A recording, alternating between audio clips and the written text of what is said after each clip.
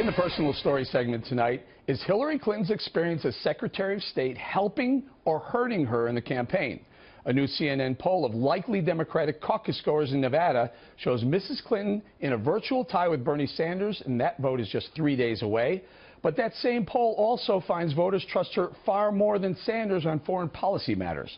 A new national poll by Quinnipiac also finds that 93% of Democrats think she has the right kind of experience to be president, compared to 74% for Sanders. Maybe that's why Hillary is making statements like this. When people go to vote in primaries or caucuses, they are voting not only for the president, they are voting for the commander-in-chief. And it's important that people really look hard at what the threats and dangers we face are and who is best prepared for dealing with them. As we all remember, Senator Obama, when he ran against me, was against the war in Iraq. And yet, when he won, he turned to me, trusting my judgment, my experience, to become Secretary of State. But none of that is stopping voters from flocking to Bernie Sanders. Joining us with reaction from Washington, Richard Goodstein, who advised Hillary Clinton's 2008 presidential campaign, along with Rebecca Heinrichs of the Hudson Institute. Richard, you worked with Hillary Clinton. Boy, she's crushing it in that same Quinnipiac poll in Nevada. Hillary Clinton, people trust her 68% versus 28% when it comes to foreign policy. Well, you know, you don't even have to ask the voters, Eric. You just have to turn on one of these Democratic debates.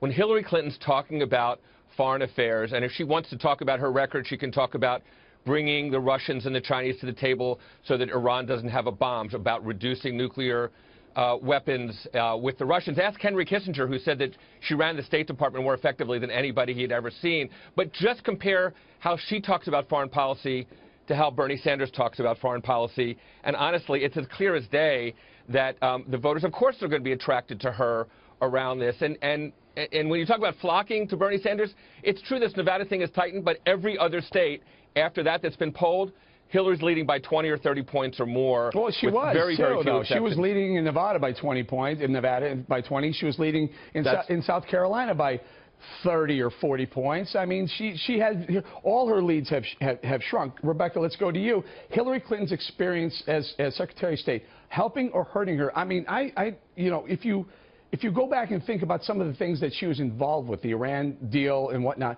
it may help her in a primary, but will it help her in a general? Yeah, you can take a look at that poll. You got to put it into some context. These poor Democrats, they've got Hillary to choose from or Bernie Sanders. You know, pick your poison. So she might be doing better in that regard, but it's because they know her perhaps a little bit better. But, you know, let's take, you know, Richard mentioned Russia and nuclear weapons. Hillary Clinton is responsible for Russia reset, and part of what Russia reset entailed was the New START treaty. That was the arms control treaty to reduce nuclear arms between the United States and Russia.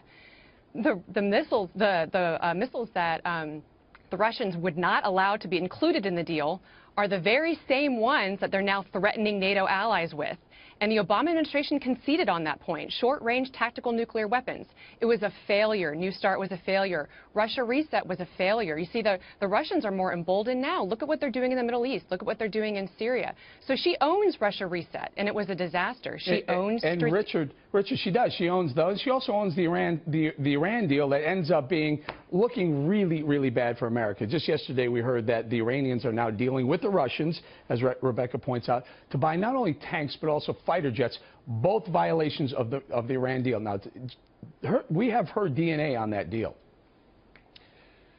When Hillary Clinton became president, the U.S. was reviled, became Secretary of State. The U.S. was reviled around the world. George Bush couldn't go anywhere without almost literally being inside a bubble. And now, yeah, we have North Korea that wants to kill us. We have Iranians that want to kill us. We have ISIS that wants to behead us and drown us. Talk to any CEO who wants to open operations abroad. Hillary Clinton went to bat for Boeing, for GE, for Corning, and the list goes on and on. Wait a minute. You just named two companies that happen to be tied to donations to the Clinton Foundation so you're for saying deals that with foreign countries. Rebecca, hold on, Richard. Hold on, no, Eric. You're saying that she shouldn't have... You're saying she shouldn't have created jobs in the U.S.? I think you named two companies. No, I'll tell you what she did. Hold on. I think with the Iran deal. Hang on. Stop. Hold on. You named two companies that I know for a fact that the donations were made on behalf of GE and Boeing, and they ended up with deals with foreign countries. Foreign countries have also had, the same countries who, Rebecca, have also had Bill Clinton speaking for $400,000 and $500,000 for an hour. Rebecca. That's exactly right. You want to talk about jobs she created? All of that, the billions of dollars pumped into the Iranian economy is going to go straight to building missiles, straight to building greater conventional arms. And you know where all that money is going to go to as well? North Korea. North Korea has been building ballistic missiles, and Iran is one of North Korea's biggest clients. It'll be a giant jobs program for North Korean missile scientists and nuclear scientists. All right, those are the jobs we should be worried about. We're going to give Richard final word. 20 seconds. Yeah, go. listen, Iran would have a nuclear weapon today but for Hillary Clinton marshaling the sanctions program that brought the Russians and the Chinese to the table. Period. There is no debate about that. All right. So if there's a single thing that she's Some of us would like to debate that, I thank but her. you're saying there's no debate, but true. you know, this is no spin zone, so there's always a debate.